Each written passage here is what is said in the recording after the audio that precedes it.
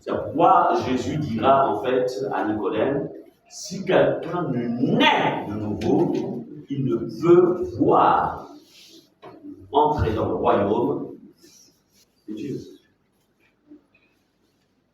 Nul ne peut entrer ni voir Jésus en tant qu'époux,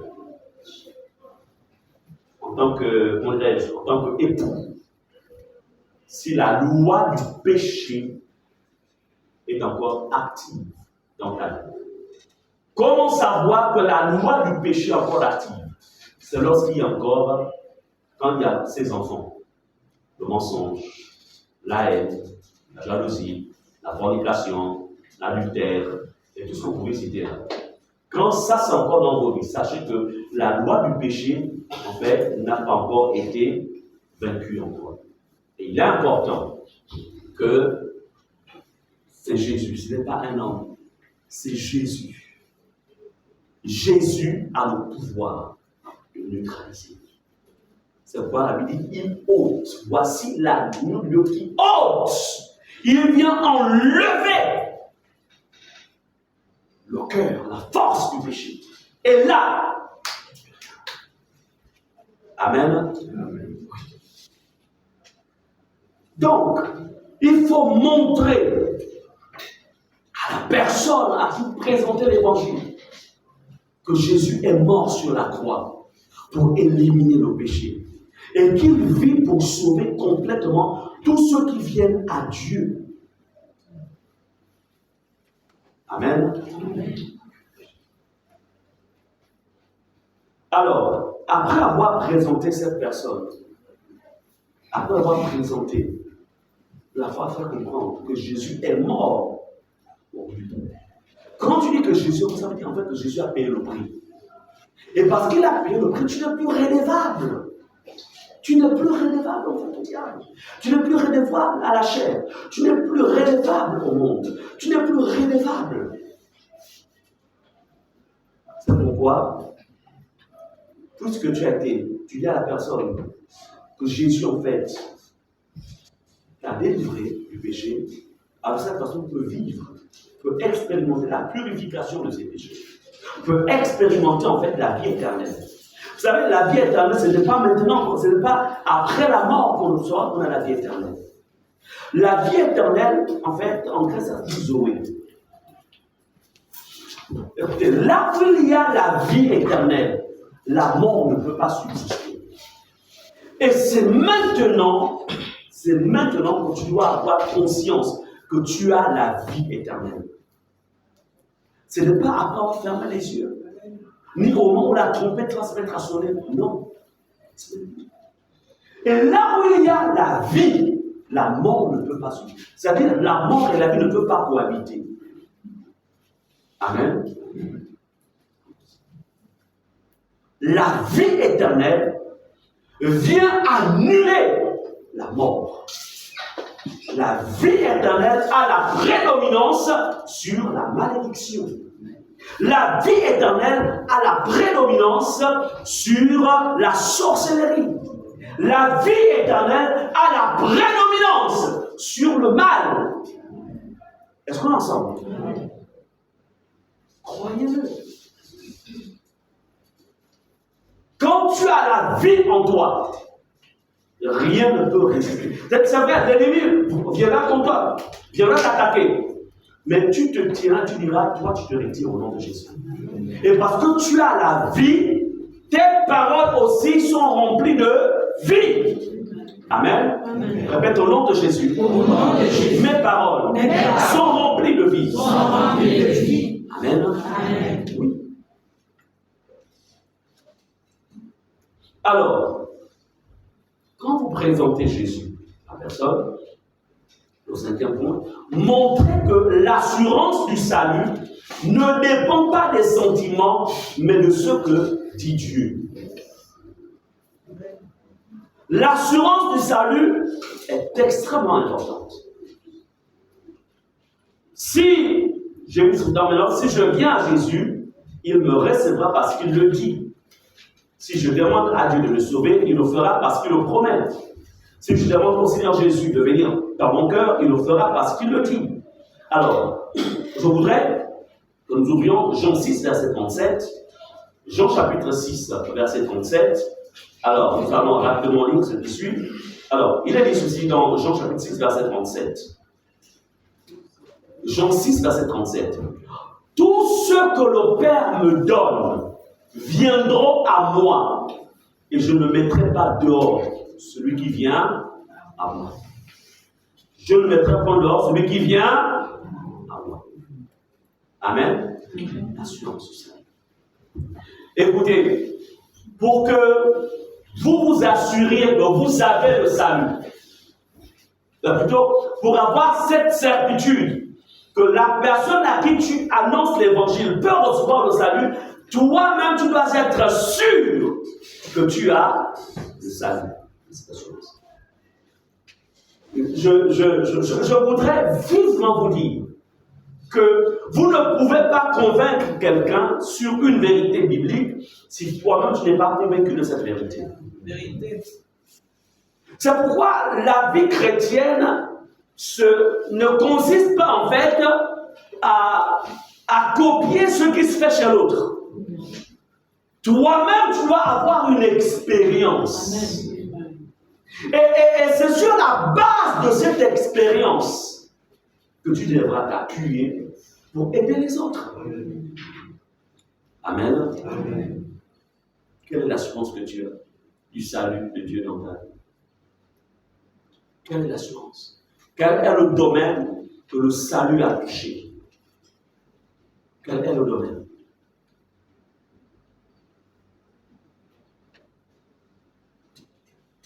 Alors, c'est pourquoi le témoignage est important. Sachez accumuler les témoignages. Vous avez prié, vous êtes passé par des temps difficiles, etc. Le Seigneur a glorifié son nom. Écris cela. Amen, amen, amen. Et un carnet ou un cahier de témoignages ou d'expériences personnelles avec le Seigneur. Amen. Mais généralement, on oublie. C'est vrai. On oublie de le faire. On se dit, bon, depuis un moment, on dit merci pour ce que tu as fait dans ma vie. Ok, mais la vérité, c'est que 10 ans plus tard, il y aura une épreuve supérieure à celle que tu as vécue. Et parce que tu avais oublié d'écrire ce que tu avais fait de toi il y a 10 ans plus tôt, tu te diras, waouh, Dieu m'a abandonné. Ta vérité, il t'a pas abandonné, mais c'est toi qui as oublié. Amen. Il m'est arrivé de passer par des temps parfois d'épreuves, des temps difficiles. Vous savez, même si on est serviteur de Dieu, mais le Seigneur Jésus a pu dire à Paul, il a pu dire ceci, que ma grâce te suffit. Quand il avait cette écharpe sur son corps. Mais souvent dans des temps de solitude avec le Seigneur me ramène. Il me ramène en février 1988, quand j'avais reçu le Saint-Esprit. Bon, je ne veux pas dire que le Saint-Esprit, pour le recevoir, il faut forcément que vous passiez par la même expérience que moi, ce n'est pas ce que je veux dire. Dieu, en fait, marque une empreinte ou marquera une empreinte sur votre vie de manière personnelle. C'est-à-dire que Dieu agit avec nous de manière personnelle, de manière différente. Amen. D'où on parle de l'expérience personnelle. Et puis il me dit, souviens-toi comment je t'avais visité. Est-ce que tu te rappelles de cette grande lumière qui partait du ciel et qui était descendue, qui est rentrée en toi? J'ai dit oui. Il dit, je n'ai pas changé. Je suis toujours là avec toi. Amen.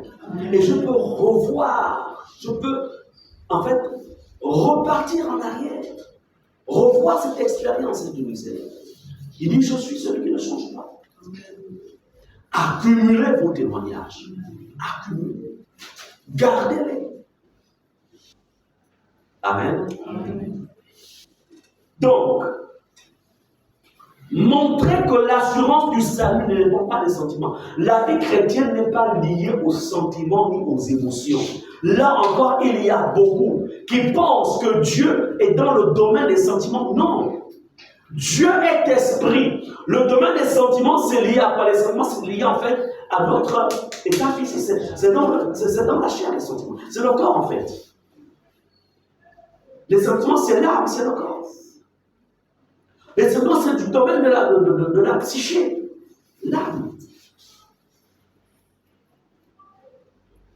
Vous ne pouvez pas marcher avec Dieu, remporter les victoires, surtout par rapport à l'ennemi, si vous êtes dans le domaine des sentiments. Pour dire, Dieu, on ne le sent pas, ou je sens qu'il est là. Non. Il est là parce qu'il a dit dans sa parole que là où 2 ou 3 personnes s'assemblent en son nom, il est présent. Amen. Amen. Parce que sa parole le dit, alors j'y crois. Est-ce qu'on ensemble? Amen. S'il a dit, invoque-moi au jour de la détresse et je te répondrai, je passe par un temps de détresse, je l'ai invoqué, alors je crois qu'il m'a répondu. Amen. Est-ce qu'on est ensemble? Je n'ai pas besoin de signes. Non, je crois en sa parole. Donc, l'assurance du salut s'appuie sur ce que la Bible dit. Amen, amen, amen. Et non sur ce que je ressens. Amen. Amen. Je voudrais vous dire que la vision, ce n'est pas du domaine en fait de la psyché. Du psyché, non. La vision, c'est du domaine de l'esprit. Il peut avec aussi, on te donne une vision. Ok, ça c'est lui qui t'envoie ça. Mais je ne suis pas obligé d'écouter si c'est mon père qui pas donné une vision. Attends. Il a dit, mon juste vivra par la foi. Et la foi, c'est quoi? La foi, c'est croire en ce qu'il a dit. Et non dire, Seigneur, si je vois, je crois. Non, là, ce n'est plus la foi. Non, la foi n'est pas ça. Amen. Amen. Donc, ces personnes vers qui vous partez, ou vers qui vous partirez, il est important pour leur montrer. Elles doivent voir en vous l'assurance du salut.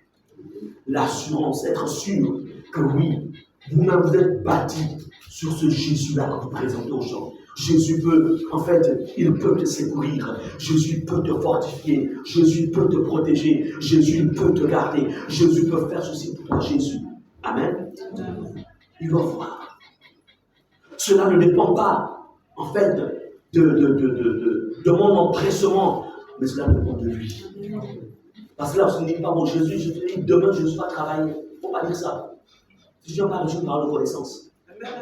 Si tu réponds, demain, je ne vais pas faire ça. Et le gars, il attend demain. Et quand demain arrive, tu vois, mais le Jésus qui m'a dit là, finalement, il a oublié.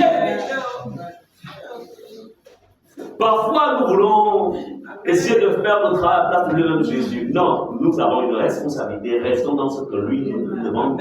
C'est-à-dire, restons concernant ce que lui est capable de faire. Dans la période, ça dépend de lui. Amen. Amen. 6e point, montrer que la confession ouverte, de suivre la foi au Seigneur Jésus-Christ, montrer que la confession, en fait, faire en sorte que la personne confesse ouvertement la personne de Jésus. Lui est écrit, c'est en confessant de la bouche qu'on parvient au salut. C'est-à-dire, dites à la personne, viens, nous allons prier ensemble. Incline, on va prier. Ne dis pas à la personne, est-ce que tu vas accepter Jésus? Ne donne pas l'occasion de dire non. Donne plutôt l'occasion de confesser Jésus. Parce que le fait qu'il confesse Jésus, qu'il va répéter cette prière après toi, en fait, parce que ta prière s'appuie sur la parole, je peux vous dire une chose, 6 mois plus tard, cette prière qu'il a faite là, ça peut remonter dans ses noms. Et il peut se rappeler, mais j'avais déjà accepté un jour Jésus. Ok, sur le dimanche, je vais aller dans telle église. J'entends ça, les gens prennent à côté de moi. Je ne vais pas là. Amen. Donc, dites à la personne, je t'invite à accepter Jésus. Mais quand la personne, non, laisse-moi ton Jésus. Ok, d'accord, c'est pas grave. Je vais quand même prier. Tu te dis, laisse-moi tes prières. Bon, ok. Bon, que Dieu te laisse. Mais ne pense pas que c'est un échec là. C'est pas un échec. Je peux vous dire une chose. La parole de Dieu, elle est vivante. Amen. elle est vivante. Parce que la manière dont j'avais accepté Jésus, je n'ai pas compris. Mais je sais qu'on m'avait déjà parlé de Jésus. Les jeunes de ma génération me parlaient de Jésus. Mais le jour où Jésus a dit qu'aujourd'hui, là, toi et moi, on va être ensemble. Personne ne résiste. Même vous avez le témoignage. Comment Jésus vous a touché. Alors, c'est moi qui vais accepter ce Jésus. Oui, c'est vrai, bien toi. En vérité, sa parole travaille toujours dans nos cœurs. Jésus n'est jamais en retard. Donc, votre responsabilité, allons-y dans Romains 10, c'est de faire en sorte que la personne accepte Jésus. C'est de lui faire répéter la prière du nom converti. Romains 10, verset 9 à 10. Romains 10, verset 9 au verset 10. Donc, nous allons en Romains chapitre 10. Tous ensemble. Romains combien? 10. Verset 9 à 10. Ok, bien. Donc, nous lisons la parole de Dieu dans Romains 10, verset 9 à 10. Si tu confesses de ta bouche le Seigneur Jésus, et si tu crois dans ton cœur que Dieu l'a ressuscité des morts, tu seras sauvé. Car c'est en croyant du cœur qu'on parvient à la justice, et c'est en confessant de la bouche qu'on parvient au salut. Amen. Quand vous avez une Bible écrite, une Bible en papier, vous soulignez ces passages-là. La personne en face de vous, vous savez, regarde ce qui est écrit. Maintenant, nous allons prier. Mais tu vois, il est dit, c'est en confessant de la bouche qu'on parle. Donc, tu vas confesser la parole. Et tu fais répéter. Amen. Depuis la maison, depuis ton bureau, pendant le temps de pause, là, à la récréation. À notre époque, nous avons souvent des Nouveaux Testaments dans nos sacs. Nous allions, en fait, dans nos écoles avec le Nouveau Testament.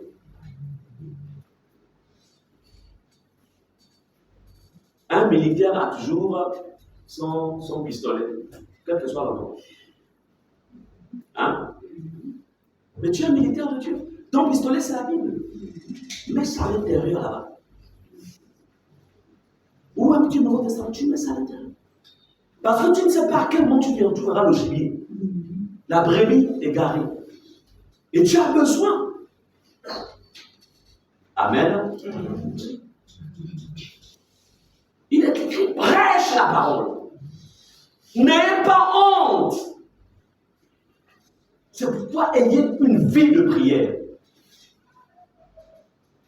Vous savez, pour évangéliser quelqu'un, je vais demander à l'ancien, je viens ici. Il est ici. Bon, je vais demander 3 chances qui sont là devant. Donc, c'est là à évangéliser. Venez, entourez-le. Entourez-le. C'est bon. Alors. Donc, autour d'une âme qui n'a pas encore Jésus, il y a le mensonge qui le protège, qui est autour de lui. Mensonge. Adultère. Détournement de fonds publics. Et lui, il est au milieu. Donc, quand vous venez avec l'évangile, ce n'est pas d'abord lui qui va. Vous n'allez pas l'atteindre facilement. La fornication se marque de se positionne. Parce que l'esprit de fornication doit défendre ses intérêts. Détournement de fonds publics aussi doit défendre ses intérêts. Donc, quand vous entendez la personne en fait s'opposer à ce que la personne raisonne, en fait, ce sont ces esprits-là qui utilisent ces cordes vocales pour vous décourager. Vous comprenez cela? D'où il faut être vraiment rempli du Saint-Esprit. Il faut être un homme, une femme de prière pour d'abord intercéder pour la personne. pour repousser, les éloigner. Amen. Une fois que vous avez réussi à les déstabiliser, vous avez réussi en fait à les neutraliser par la puissance de l'intercession. Allez, là, vous mettez la personne 3 mois plus tard, parce que tu n'as pas abandonné, tu passes. Quand tu reviens le 3e mois, lui présenter à nouveau Jésus, plein de larmes commencent à couler. Amen. Et la personne se dit, je pense que je vais venir. Pourquoi? Parce que les obstacles, les forces qui l'entouraient ont été neutralisées. On ne va jamais vers une âme sans prendre du temps dans l'intercession, porter cette âme dans la prière. Amen. Et soyez persévérants. Ne soyez pas des juges. Ne jugez pas la personne. Je vous dis, si les personnes, si cette personne nous aurait jugé, on ne serait pas sauvés aujourd'hui. Voilà contre la personne qui m'a prêché Jésus. Tout le travail que je fais aujourd'hui au nom du Seigneur Jésus, cette personne a sa récompense. Même si je ne sais plus là où elle se trouve aujourd'hui. Mais elle a sa récompense. Et j'espère qu'elle a persévéré en Jésus-Christ. Parce qu'à cause d'elle, parce qu'elle a obéi à Jésus, elle ne savait pas que derrière le travail qu'elle faisait, il y avait un prédicateur derrière. Elle ne savait pas qu'il y avait un pasteur derrière. Amen. Vous ne pouvez pas imaginer que la personne à qui prêche Jésus, c'est certainement le futur grand prophète de la nation, le futur évangéliste, le futur banquier du Gabon. Vous ne pouvez pas imaginer. C'est pourquoi ne jugez jamais. Ne jugez jamais. Amen. Il dit de toute façon, là, pour moi, c'est un Satan. Je fais tout, je devrais, je donne l'argent de taxi, je tout fait, mais il est là, il résiste. C'est un fils du diable.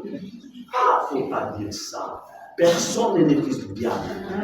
Nous sommes avant tout des créatures. Si maintenant tu es fatigué, si on doit passer de force et des capacités pour persévérer. Amen. Les âmes ont Dieu. Et je peux vous dire une chose, chaque âme que vous amenez à Jésus, Dieu vous gratifie. N'oubliez jamais. N'oubliez pas que nous, les hommes de Dieu, nous sommes là pour planter. Nous plantons, nous arrosons. Mais c'est Dieu qui fait croître. C'est lui qui fait croître.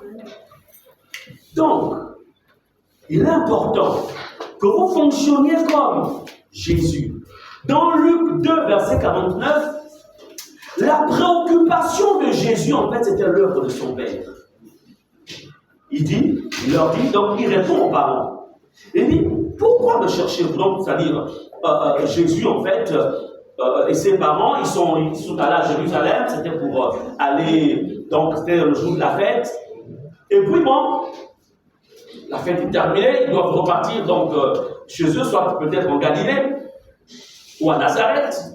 Alors, mais Jésus reste. Il reste à Jérusalem.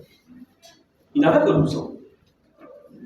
Et les parents le trouvent là parmi les grands prêtres, donc les érudits qui sont là. Et un enfant de 12 ans pose la question à ses parents. Il dit, ne saviez-vous pas qu'il faut que je m'occupe des affaires de mon père? Jésus il savait qu'il avait en fait, il connaissait quelle est son identité. Déjà à l'âge de 12 ans, il savait que quoi qu'il ait eu Joseph pour père adoptif, mais il savait que son père véritable, c'était le Dieu créateur. Amen. Joseph a été, plutôt Jésus a été élevé parce que l'histoire dit que Joseph il fut un charpentier. Donc ça veut dire que Jésus, en fait, on l'a élevé, en fait, avec l'art de raboter le bois et l'autre. Il savait. Mais Jésus ne s'identifiait pas d'abord comme étant un futur charpentier. Parce que là encore, il y a un problème chez les chrétiens. Beaucoup parmi vous, vous mettez en valeur, en fait, votre profession terrestre. Est-ce que je voudrais dire qu'il faudrait négliger cela? Non. Mais mettez d'abord en valeur votre profession céleste. Amen. Qui dites-vous que vous êtes? Qui dites-vous que vous êtes? La Bible dit, Jésus, il dit, ne saviez-vous pas qu'il faut que je m'occupe des affaires de mon Père? Qui ici ce matin peut parler comme Jésus? Ne saviez-vous pas que je dois passer du temps dans l'intercession? Je dois prier pour le salut des âmes. Ne saviez-vous pas? Amen. Ne saviez-vous pas que je dois évangéliser? Ne saviez-vous pas que je dois porter le fardeau du ministère? Ne saviez-vous pas? Ne saviez-vous pas? Votre première identité, c'est l'identité céleste. Votre première fonction, c'est la fonction divine, c'est la fonction spirituelle. C'est ce que Dieu a mis sur vous. Mettez cela en valeur. Amen. Mettez cela. Vous savez, quand les hommes sur la terre vous utilisent, vous avez été brillant, vraiment pour votre carrière, alors, vous avez réussi dans votre carrière, mais quand vous atteignez 55 ans, 65 ans, qu'est-ce qu'on vous dit? On vous dit quoi? Hein? Voilà. Retraite. Quand vous dites, bon, le contrat avec toi est terminé. Mais Dieu ne te met jamais en retraite. Dieu ne nous met pas en retraite. Dans la nouvelle alliance, il n'y a pas de retraite. La retraite n'arrive qu'au moment où tu dois quitter ton corps. Bien-aimé, la préoccupation de Jésus était l'œuvre de son Père. Quelle est ta préoccupation aujourd'hui? Quelle est ta préoccupation? Dans Jean 9, verset 4 à 5, il est écrit, écoutez ce que Jésus dit, il faut que je fasse, tandis qu'il est jour, les œuvres de celui qui m'a envoyé. La nuit vient où personne ne peut travailler. Pendant que je suis dans le monde, je suis la lumière du monde. Je voudrais vous dire une chose. Il y a un âge où on travaille fortement pour le Seigneur. Il y a un âge, et cet âge-là, c'est le temps. C'est pendant les temps de jeunesse. Mais il y a un temps où tu ne peux plus. En fait, les forces se réduisent. Et toi, pendant que tu as encore la force, au lieu que tu te mettes au travail pour ton Père, toi, tu es préoccupé par les choses de ce monde.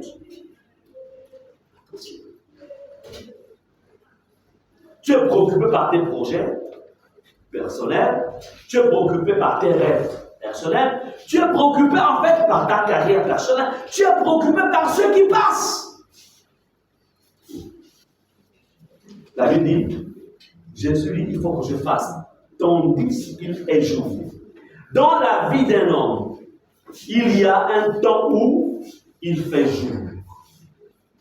Dans la vie de tout homme, il y a aussi un temps où la nuit vient. Amen. Ne l'oubliez jamais. Lorsque quelqu'un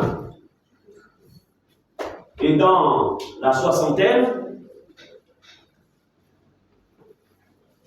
ne me dites pas qu'il aura encore la même vigueur que lorsqu'il avait 30 ans, parce qu'on est d'accord.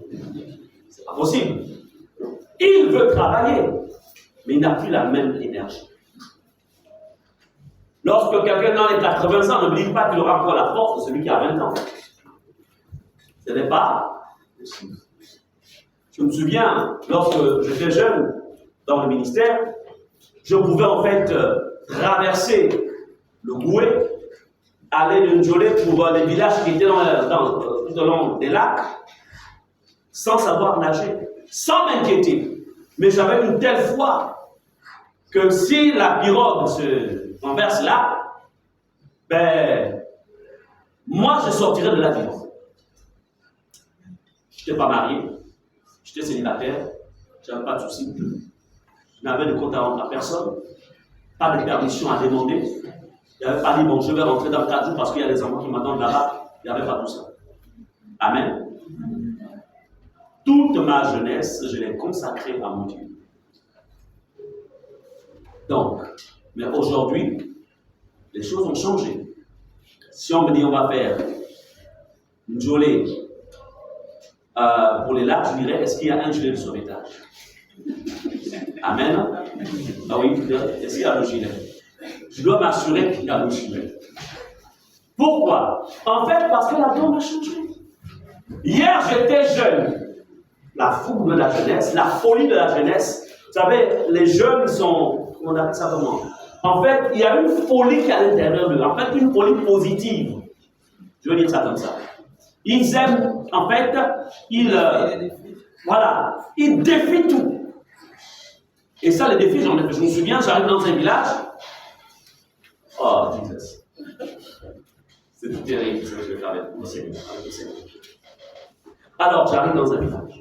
Ce n'était pas chez moi, je n'étais même pas fort. Alors, et puis, je défie tous les villageois. Pendant que je suis là, aucun sorcier ne sortira en vampire. Quiconque va sortir en vampire. Et je ne suis pas chez moi. Amen. Mais aujourd'hui, je veux d'abord bien réfléchir. Je veux m'assurer qu'au moins, il y a des membres de la sécurité qui ont des bras très musclés. Amen. Bref, c'est pour dire quoi? Il y a toujours un temps où, en fait, la force diminue. Et ça, on va le voir avec le roi David. Au plus, c'est-à-dire que David est dans des temps de guerre. Alors, il va sur le terrain. Il va sur le terrain de guerre. Et là, David, il y a un jeune Amalécite, en fait, qui va en fait le transpercer.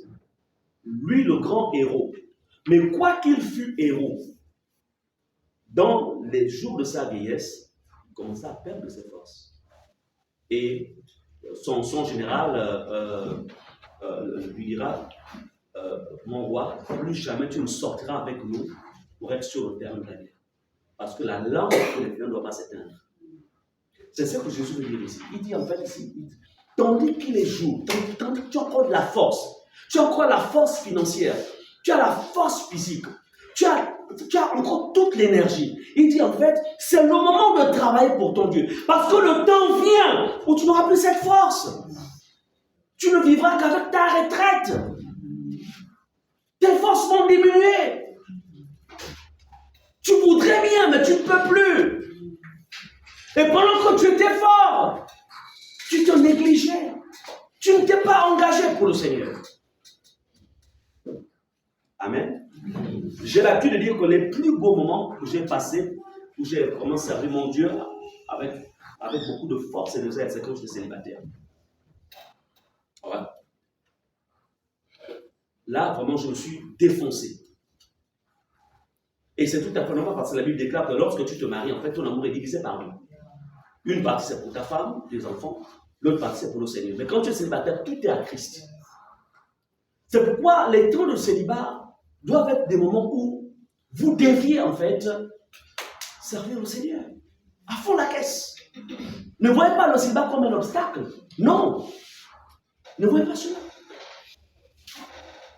Dieu te bénit avec une entrée financière importante. Tu es marié, tu es embauché des bons. On fait comment? Là, Dieu nous a bénis. Est-ce qu'on peut tout donner pour les constructions? Si la femme n'est pas spirituelle, dire attends chérie, attention. Moi, j'ai mes ongles à faire. Et puis, je dois changer ma coiffure. Donc, c'est vrai que tu veux... Je comprends, hein, tu sais que c'est Dieu qui nous a bénis, mais Dieu aussi sait que on est dans un corps qu'on doit entretenir. Hein? Bon, donc, ton histoire là, il faut bien revoir ça.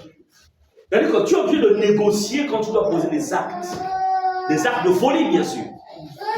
Amen. Donc, mais lorsque tu es seul, c'est différent. Alors, je voudrais vivement vous dire, ici Jésus nous dit, il faut que je fasse, tandis qu'il est jour, les œuvres de celui qui m'a envoyé.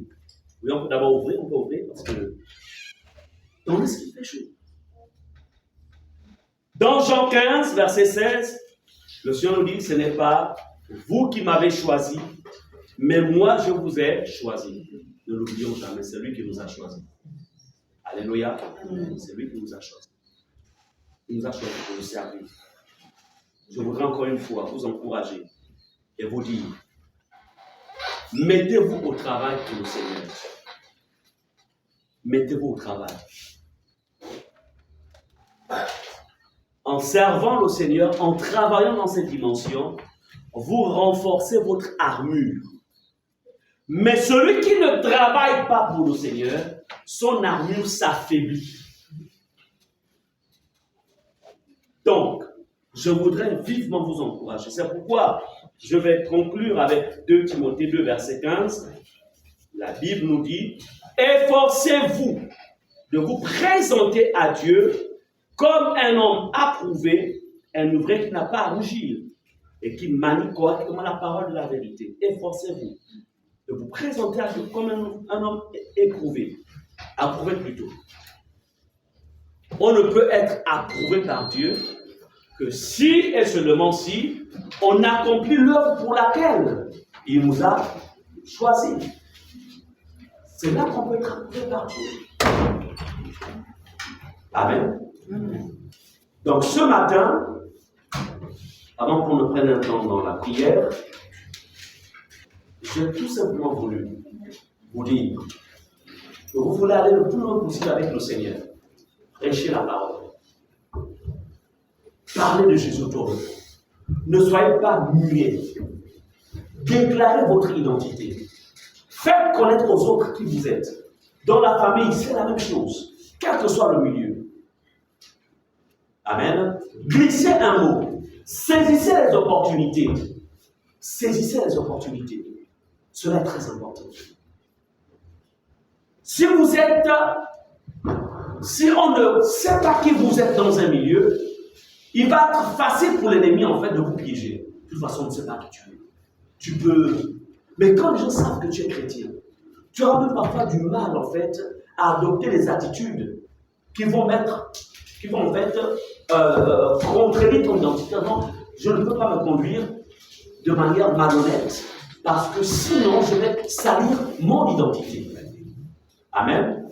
Donc, voilà un peu ce que je voulais vous dire ce matin. Retenez que le zèle de l'évangile, les chaussures dans notre armure spirituelle, les chaussures sont rattachées tout simplement à quoi? Les chaussures sont rattachées en fait au témoignage de Christ. Notre manière de parler de Christ, c'est ce qui fait en sorte que nous puissions être revêtus donc de cette armure. Amen. Alors nous allons nous lever et on va prier. On va se lever, on va prier et présenter donc, demandons au Seigneur vraiment de nous revêtir de cette armure. Élevons nos voix, élevons-nous. Vous-même, vous savez, quand vous voyez votre valeur de vie, vous savez en fait qu'il y a quelque chose que vous n'avez pas. Vous avez du mal aujourd'hui vraiment à témoigner de Jésus. Vous avez du mal. Vous savez que vous n'êtes pas revêtu de cette armure. Et tu vas dire, Seigneur Jésus, révèle-moi de cette armure. Élève ta voix et prie au nom du Seigneur Jésus. Élève ta voix.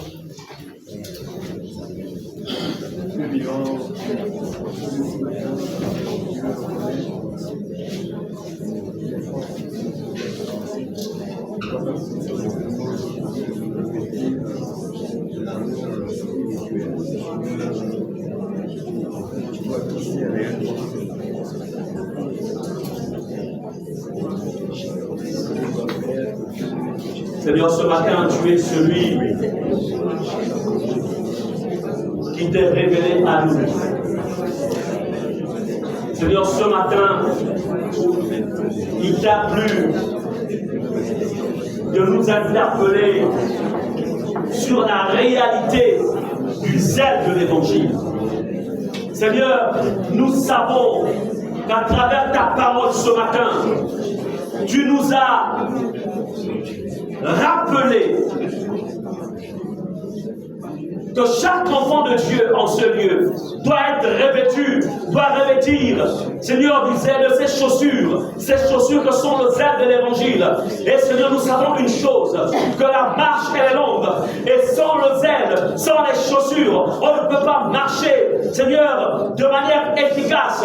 On ne peut pas, Seigneur, tenir ferme dans les mauvais jours. C'est pourquoi ce matin, il t'a plu, Seigneur, de rappeler à chacun d'entre nous l'importance de marcher, de marcher, de marcher, de marcher avec force, de marcher avec vitesse, de marcher tout en revêtant le zèle de l'évangile. Je ne demande pas au fond de leur mère, je dis. Et j'ai besoin d'un son.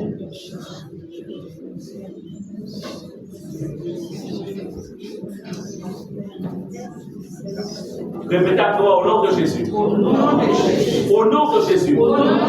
Ce matin. Selon qu'il est écrit.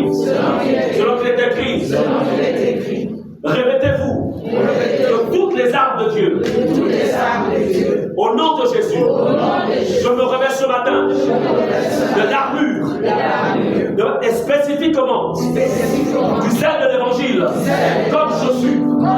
Seigneur, voici ma bouche. Ouvre ma bouche. Ouvre ma langue. Afin que la capacité me soit donnée de parler de toi. Je me lève ce matin. Contre l'esprit de honte.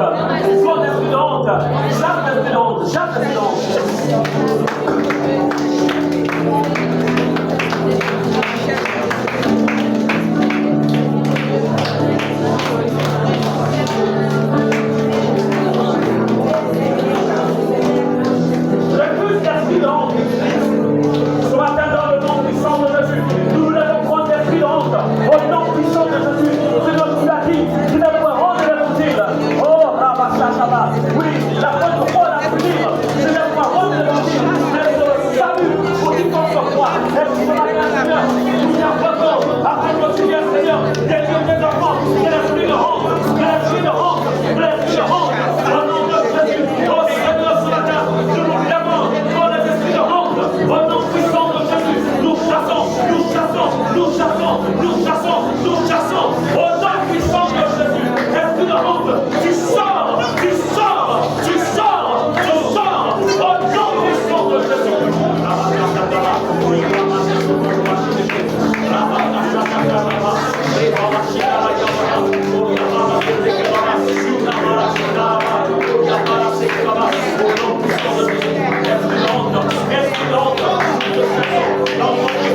Tu libères les âmes, tu libères les cœurs, tu libères.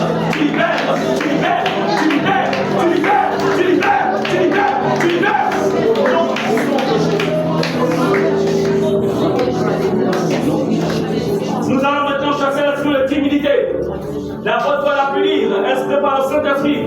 Ce n'est pas un esprit de timidité que vous avez reçu, que nous avons reçu. On va chasser l'esprit de timidité au nom de Jésus. Cet esprit qui t'empêche de pouvoir faire ressortir ton identité d'enfant de Dieu. Cet esprit de timidité qui t'empêche d'être zélé pour la cause du royaume de Dieu. Élève ta voix au nom de Jésus. Répète au nom de Jésus. Au nom de Jésus. Avec force au nom de Jésus. La parole déclare. Ce n'est pas un esprit de timidité que j'ai reçu. Mais par contre, j'ai reçu un esprit de force et de puissance. C'est pourquoi, au nom de Jésus,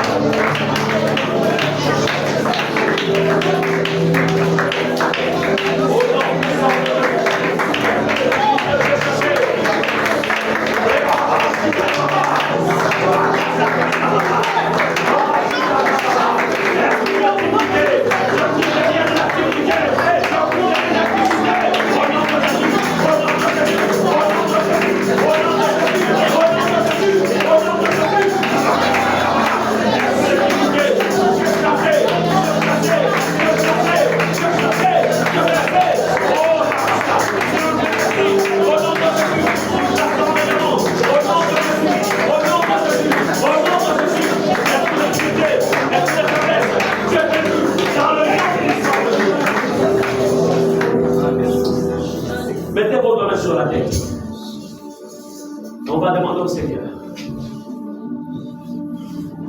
Jésus, notre maître, a pu dire, il a dit, le zèle de ta maison me dévore. Et on va dire, Seigneur, que le zèle de ta maison me dévore. Que le zèle. Répétons ensemble le nom de Jésus. Au nom de Jésus. Seigneur Jésus. Seigneur Jésus. C'est toi qui as dit dans ta parole. C'est toi qui as dit dans ta Que parole. le zèle de ta maison Que le zèle de ta maison me dévore. me dévore. Ce matin, Seigneur. Ce matin, Seigneur. Me voici. Me voici. Je viens à toi. Je viens à Comme toi. un vase vide. Comme un vase vide. Mais remplis-moi, Seigneur. Mais remplis-moi, Seigneur. De ton zèle. De ton zèle. De ton zèle. De ton zèle. De ton zèle. De ton zèle. De ton zèle. De ton zèle. Seigneur. Seigneur. Seigneur. Seigneur. Mes regards se tournent vers toi. Mes regards se tournent vers toi. Et je viens réaliser. Et je viens de réaliser. Que sans toi. Que sans toi. Je ne peux rien. Je ne peux rien. Sans toi. Sans toi. Je ne suis rien. Je ne suis rien. C'est pourquoi, Seigneur. C'est pourquoi, Seigneur. C'est pourquoi, Seigneur. C'est pourquoi, Seigneur. Remplis-moi de toi. Remplis-moi de toi. Remplis-moi de toi. Remplis-moi de toi. Remplis-moi de ton onction. Remplis-moi de ton Remplis-moi de onction. ta puissance. Remplis-moi de ta Remplis-moi du puissance. Saint-Esprit. Remplis-moi du Saint-Esprit. Remplis-moi, Seigneur. Je vais prier. On va chanter la voix pour moi. Soutiens-moi. On va l'adorer avec confiance. Et vous allez être dans une attitude de réception.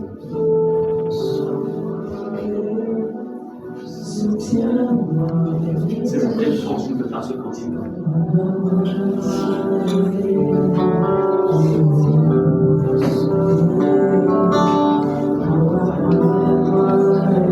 Oui, Seigneur, écoute nos prières. Notre cri. Oui, c'est un cri que tu lances vers ton Dieu. Donne-moi de ton zèle, Seigneur. Moi et Pata de ton zèle, Seigneur.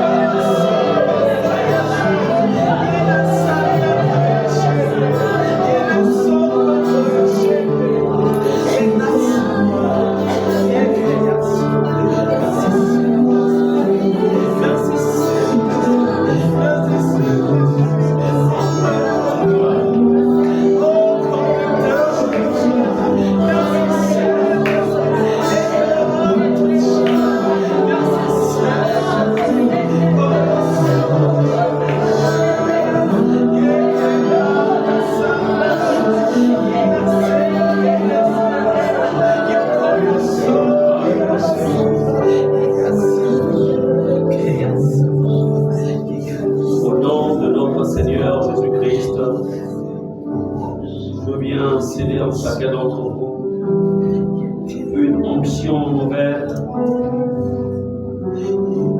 Je viens déclarer un renouveau de la présence de Dieu, du zèle, de la vie du royaume, de la vie Zoé en vous au nom de Jésus.